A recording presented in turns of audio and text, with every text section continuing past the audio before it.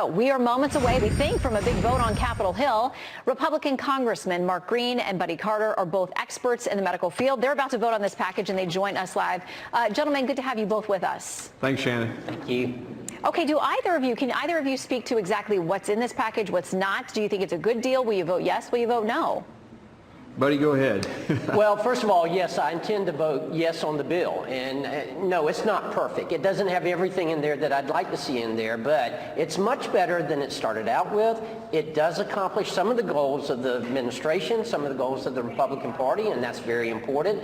And most importantly, it makes sure that people will be able to get tests. It makes sure that people will be able to get tests and that those most vulnerable won't suffer financially because if they miss work. So that's very important. All right, and Congressman Greene, you actually are a physician as well, and you're both in the medical field. Yeah. You're a physician, though, Dr. Greene. What do you make of what we heard from the Maryland governor, Larry Hogan? He's a Republican. He said, listen, I worry that the fact that we didn't have these tests up until now means that we're not going to be able to really handle this as best we could. What do you make of the timeline for these tests and the impact of not having them so far? Well, first off, the tests, Shannon, aren't going to stop anybody from getting the disease. It's just going to allow us to better sort of understand the data.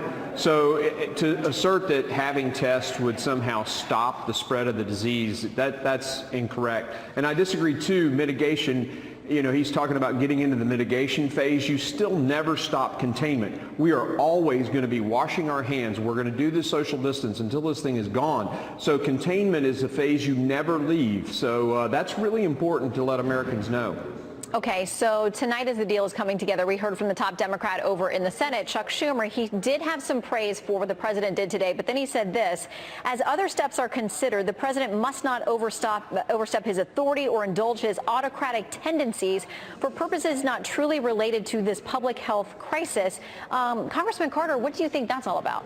I think that's like the pot calling the kettle black. I mean, it was the Democrats who initially proposed this bill that was all overstepping what they should have been doing. This bill is much better than what it started out as, and that's very important. We were able to negotiate and able to get it to a point where it's not permanent. It does cover through the length of the illness, and that's very important, but we didn't need to make this permanent. So I find it somewhat ironic that the Democrats are saying that the president is going to overstep his bounds here. Okay, so I want to read something from Susan Rice. She was ambassador under the Trump administration, or excuse me, under the Obama administration. She's very well known to our viewers because of her time in the administration and her advice as a national security advisor. She says this in a New York Times opinion piece: the crisis should explode the myth of America first. So long as the virus is prevalent anywhere, it is a threat everywhere. That is why we must cooperate with partners globally and invest in helping other countries to contain this and future pandemics.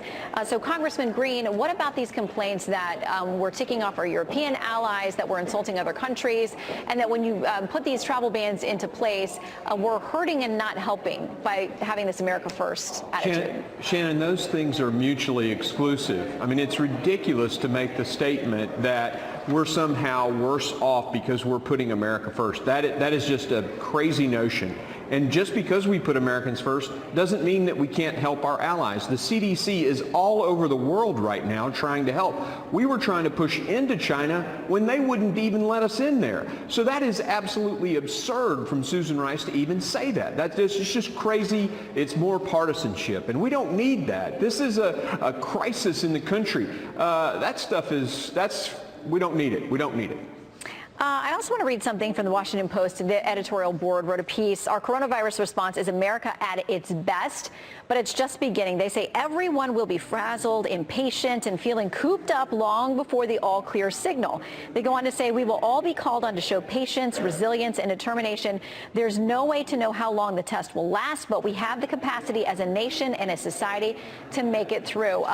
So I leave that with a question to both of you. I've seen people springing up, starting charity drives in their neighborhoods, offering to shop for elderly neighbors. It really seems like an opportunity for all of us to sort of rise to the occasion and do what we do best as Americans. Congressman Carter, and then Greene, if you could comment. I couldn't agree more. I think you will see America at its best, and I think you do see America at its best. I could not have been prouder of the president today. If you watched that press conference, what you saw was a great manager. He was managing people. He was saying, look, I've got experts behind me. I've got the private sector. I've got the public sector. All of us working together, all of us coming together to come up with solutions and to prepare for this and to make sure that Americans stay healthy and to make sure that our economy stays healthy. Yes, you're seeing America at its best right now.